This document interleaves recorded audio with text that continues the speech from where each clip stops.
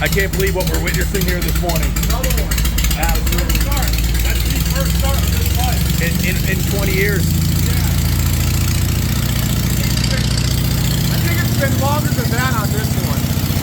I can't believe how tight the motor sounds. There's no valve noise whatsoever. Yeah, I did the valve. It sounds perfect, Jimmy. It sounds like a brand new motor. I can't believe it.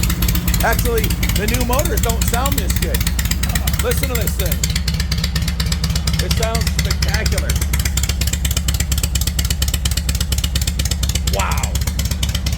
Is that on? Yeah. It's better than good, Jimmy. It sounds spectacular. Good, it's perfect. It sounds perfect, doesn't it? It does. Right out of the box. Beautiful. How many kicks did it take? I wish I didn't know you guys were going to start it, and then I heard it start, and I was like, I grabbed my camera as quick as I could. How many kicks did it take? It was 3 primer tricks and 1 or 2. Yeah, 3 primes. It's 2, I think 2 or 3. It's fired right off. Fired right off. Man, this thing is unbelievable. Hey, it's like the call of the wild. Billy was like, whoa! Billy was upstairs, he heard that, he's like, I gotta come down. Hey man, I'll go as far to say is this sounds as good or better than enough. I can't believe how good it sounds. It sounds beautiful. I didn't think the flash wouldn't sound like this before. Sounds brand new. It sounds freaking amazing.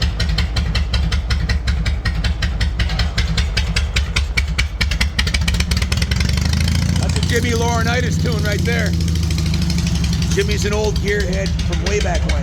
I don't think they sounded this good in 1942. This thing sounds phenomenal. I can't believe how good it sounds. I can't believe it. I am absolutely blown away, Jimmy. High five, brother. Fucking unbelievable. That's no airbox or nothing, too. Once you get the airbox on it, this thing's going to run like a dime. I mean, it does already. You want to know something interesting about the airbox on this? And I haven't seen it since I was a little kid. Is the air filter isn't actually a filter medium. It's an oil bath. Wow. You have a steel wool in there or something? Yep, trap. So there'd be no sand getting sucked into it ever. Right, it's all We haven't even detailed this, washed it, nothing. This is exactly the way it came. From the Zahner collection, Harold Zahner, who owned Beach Cycles in Bakersfield, California, has owned this bike for many moons. It's been in his living room with his other collection of knuckles and pans and shovels and brand new NOS Harley Cowglide, the most amazing collection we've ever gotten, in the living room since the 70s. Harley Davidson XA 1942. XA. Jimmy, tell us a little bit about the background of this XA model. These bikes were actually built for the war effort. And it's kind of some, like, to me, like some reverse engineering of BMW. And it was a 1 year only, and that was it. After that, they were sold. They were decommissioned, right, for sale, and you could buy one. Jimmy, I don't know if I've ever heard a BMW sound this good at idle, though. I think Harley did put their own little special sauce on it, you know? Yeah. Yeah. And what the most remarkable thing is this thing hasn't run in probably two decades or more.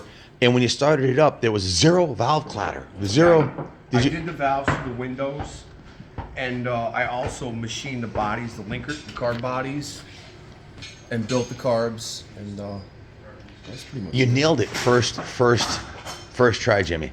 Thank you. Yeah. Pretty cool. Yeah, it's pretty cool. Oh my God. I'd like to see what Matt at Wheels Through Time would have to say about this thing. Maybe I'll send him the video. Yeah, you know what? The last one I heard run was even. I mean, I don't want to blow my own horn on this, but it's like the last one I heard didn't run this good. Jimmy, I'm going to text him this video as soon as it's loaded up. I want his professional. Nobody knows more about Harleys than him and his pops. The second generation, probably the nicest Harley collection in the world at Wheels Through Time.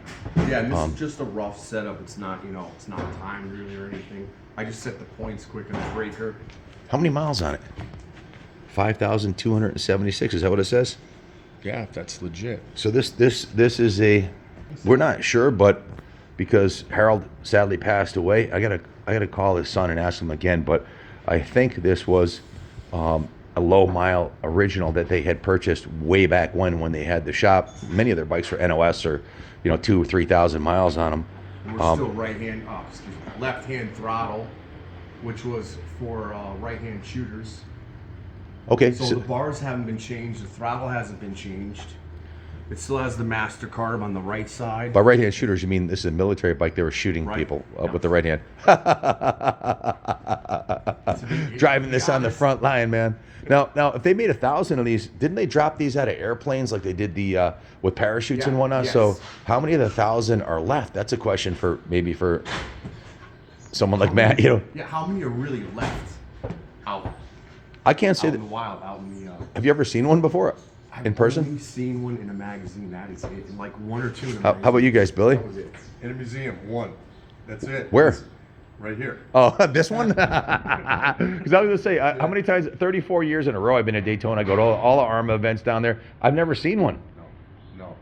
To hear it run, it sounds like a Harley. It doesn't sound like a flat It does. I think it's a firing order. Yes. Yeah. Is it possible they changed it from BMW's design sounds so it like had a their Harley own? crank. It sounds like a Harley, doesn't it? Flat, It yeah. does, yeah. Yeah, and you look at it really close. You start picking up. You see the Harley Davidson distributor or circuit breaker in there in the front. It's driven off the camshaft. You see that in there. It looks so clean, Jimmy. We haven't even cleaned it yet. No. I'm afraid to clean it. Guess who's going to clean it? I am personally, Jimmy. I am personally going to wash this myself, hand wash it, and it's not. I'm not going to use a hose. I'm going to use a bucket and water and carefully sponge bath it. I'll go down there and make sure it gets clean. You're gonna make sure nobody does anything stupid with this thing. It's not gonna get painted. It's not gonna get. It's just gonna get cleaned and maybe a coat of wax. What a diamond! Nice work, Tim. Good job, Jimmy. Thank you very much. Stay tuned, guys.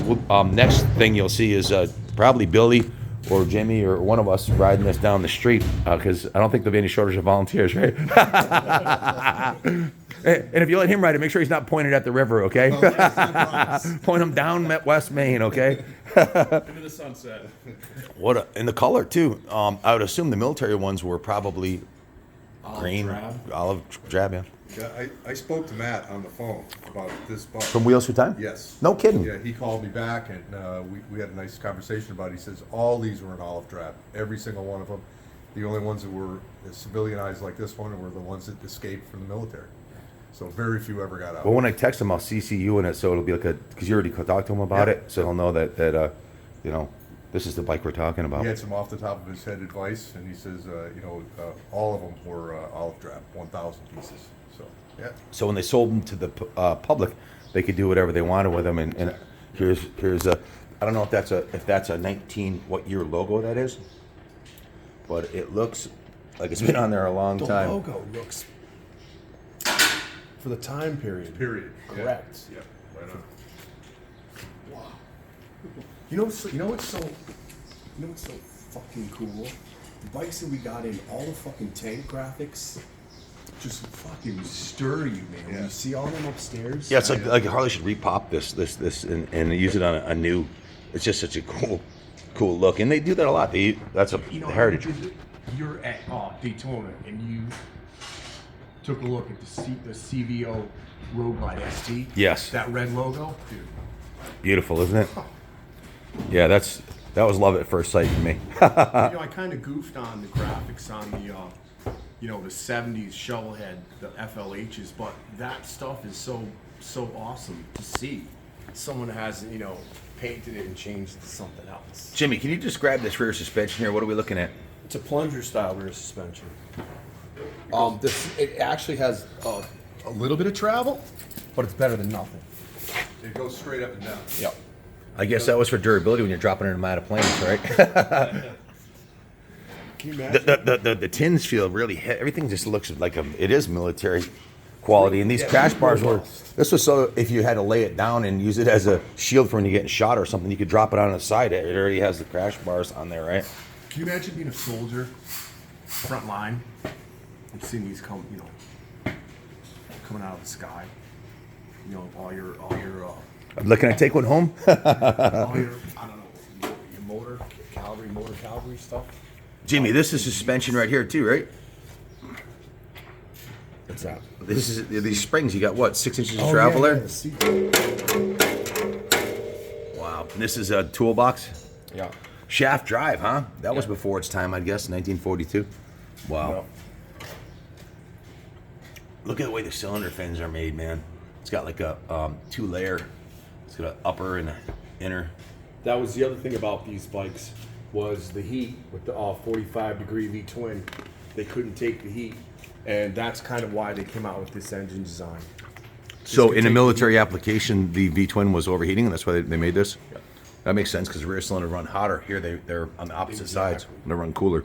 Right, and you have a lot of surface area with this type of cylinder head. Not only do you have the fins, they're normally face that are open on a flathead, but you also have this cover, which is kind of acts as a shield. And a Venturi. Yeah, and a venturi to draw the air.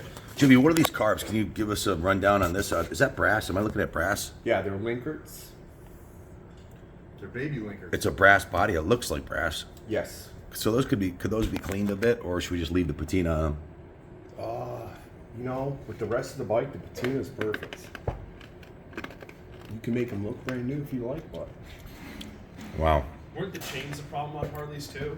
The chain drive, Drive the chains. shaft drive was a better option because Right. the chains were breaking on the battlefield. yup, or pack up with sand. Right, yeah.